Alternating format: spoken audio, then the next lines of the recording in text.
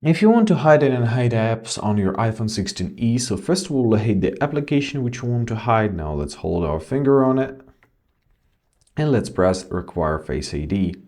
Now we have to choose an option, Hide and Require Face ID.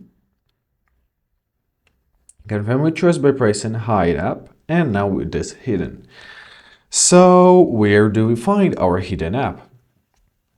So we have to scroll down to the most right corner and we gotta find our app library. Here at the bottom, as I just showed you, you will find your hidden folder, tap on it, and here you'll have to use your Face ID.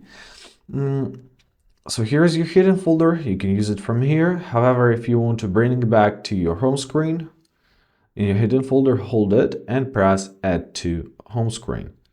Press Unhide App, and now it will land on your home screen back again. I hope this video was helpful. Thank you so much for watching. Have a great day and please consider subscribing to our channel.